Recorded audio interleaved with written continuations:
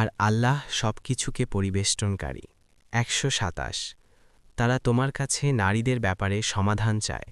বলো, আল্লাহ তাদের ব্যাপারে তোমাদেরকে সমাধান দিচ্ছেন এবং সমাধান দিচ্ছে ওই আয়াতসমূহ যা কিতাবে তোমাদেরকে পাঠ করে শোনানো হয় ইয়াতিম নারীদের ব্যাপারে, যাদেরকে তোমরা প্রদান করো না যা তাদের জন্য নির্ধারণ করা হয়েছে, অথচ তোমরা তাদেরকে বিবাহ করতে আগ্রহী হও। আর দুর্বল শিশুদের ব্যাপারে ওই ইয়াতিমদের প্রতি তোমাদের ইনসাফ প্রতিষ্ঠা সম্পর্কে, আর তোমরা যে কোনো ভালো কাজ করো, নিশ্চয়ই আল্লাহ সে বিষয়ে পরিজ্ঞাত। ১২৮। যদি কোনো নারী তার স্বামীর পক্ষ থেকে কোনো দুর্ব্যবহার কিংবা উপেক্ষার আশঙ্কা করে, তাহলে তারা উভয়ে কোনো মীমাংসা করলে তাদের কোনো অপরাধ নেই। আর মীমাংসা কল্যাণকর এবং মানুষের মধ্যে কৃপণতা বিদ্যমান রয়েছে।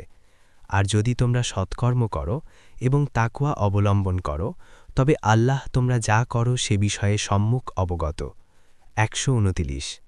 আর তোমরা যতই কামনা করো না কেন, তোমাদের স্ত্রীদের মধ্যে সমান আচরণ করতে কখনো পারবে না। সুতরাং তোমরা একজনের প্রতি সম্পূর্ণরূপে ঝুঁকে পড়ো না, যার ফলে তোমরা অপরকে ঝুলন্তের মতো করে রাখবে।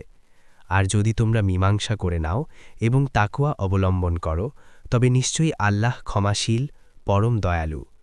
১৩০। আর যদি তারা উভয়ে বিচ্ছিন্ন হয়ে যায়, তবে আল্লাহ প্রত্যেককে নিজ প্রাচুর্য দ্বারা অভাবমুক্ত করবেন, আর আল্লাহ প্রাচুর্যময়, প্রজ্ঞাবান।